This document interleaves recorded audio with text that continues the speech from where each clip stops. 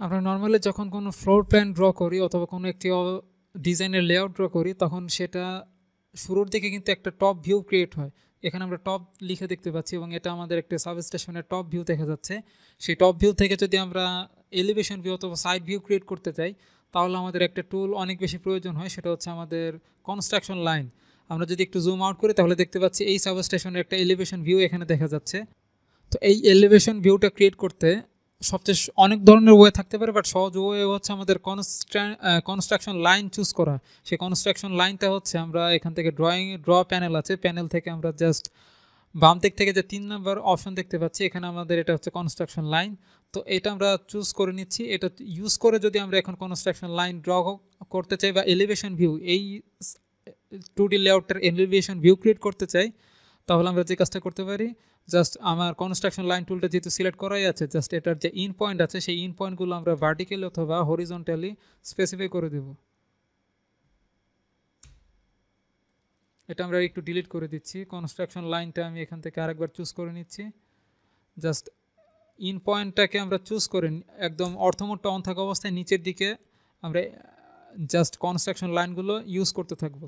দেন আমরা যদি ডোরগুলো আইডেন্টিফাই করতে চাই তাহলে প্রত্যেকটা ডোরের ইন পয়েন্টে আমরা এই কনস্ট্রাকশন লাইনগুলো অ্যাপ্লাই করতে পারি।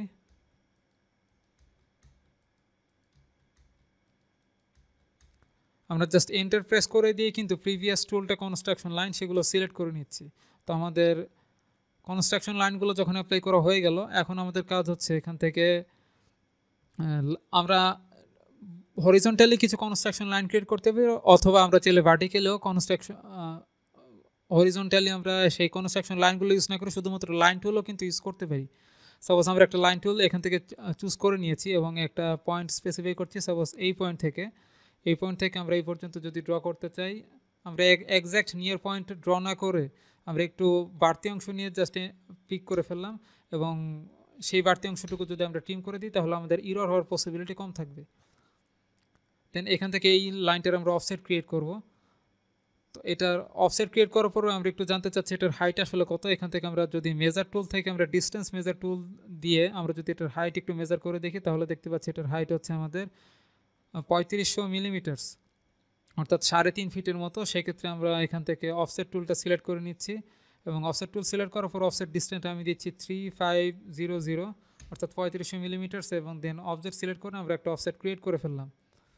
দেন এখান থেকে আমরা যদি ডোরগুলো অ্যাপ্লাই করতে চাই এখান থেকে, তাহলে ডোরের মেজারমেন্টটা আমাদের একটু মেজার করার প্রয়োজন। সেখান থেকে আমরা ডিস্টেন্স টুলটা সিলেক্ট করে আমরা একটা ডোরের প্রস্থ দেখলাম 1700 মিলিমিটার্স এবং আরেকবার ডিস্টেন্স টুলটা সিলেক্ট করে আমরা এটার প্রস্থ দেখলাম 2400 মিলিমিটার্স।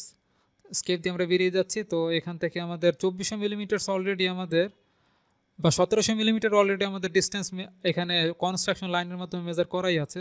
সাপোজ আমরা সন্দেহ দূর করার জন্য যদি আমরা এই দুটি পয়েন্ট স্পেসিফাই করি, আমাদের অর্থমোডটা অন থাকলে এটা স্পেসিফাই করা সুবিধা হবে। দেখতে পাচ্ছি এটা আমাদের 1700 মিলিমিটার কিন্তু ডিস্টেন্স এমনিতেই আছে। তো এক্ষেত্রে আমরা এখান থেকে কিছু রেক্ট্যাঙ্গেল টুল সিলেক্ট করতে পারি। বাট রেক্ট্যাঙ্গেল টুল সিলেক্ট করার আগে আমরা একটু দেখে নিতে চাই যে ওয়ালের থিকনেসটা কত। ওয়ালের থিকনেস দেওয়ার পর আমরা এখান থেকে ডটগুলো অ্যাপ্লাই করব। দেখতে পাচ্ছি এখানে 300 মিলিমিটার্স আছে।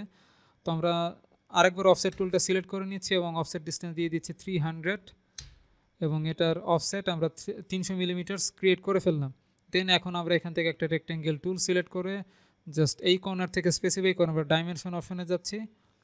ডাইমেনশন আমরা এক্স অ্যাক্সিস বরাবর দিয়ে দিচ্ছি 1700 মিলিমিটার্স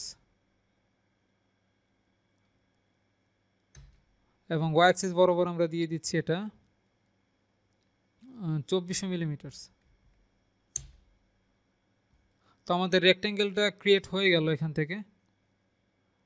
এটা আমরা চাইলে কপি করে এখান থেকে কপি করে জাস্ট যতগুলো ডোরের জন্য যেই পজিশনগুলো ছিল সেই পজিশনগুলোতে বসিয়ে দিলাম। দেন আমরা যদি কনস্ট্রাকশন লাইন সবগুলো সিলেক্ট করে ডিলিট করে ফেলি এবং লাইন টুল সিলেক্ট করে জাস্ট এগুলো জয়েন করে ফেলি, তাহলে আমাদের কিন্তু জাস্ট যে এলিভেশন ভিউ ক্রিয়েটের ম্যাক্সিমাম কাজটাই হয়ে যায়। তো এই এলিভেশন ভিউ ক্রিয়েটের ক্ষেত্রে আমাদের এই কনস্ট্রাকশন লাইন কিন্তু অনেক বেশি হেল্প করেছে। তো এই কনস্ট্রাকশন লাইনটা আমরা এখান থেকে ইউজ করতে পারি, এটা খুব কার্যকর। ধন্যবাদ সবাইকে।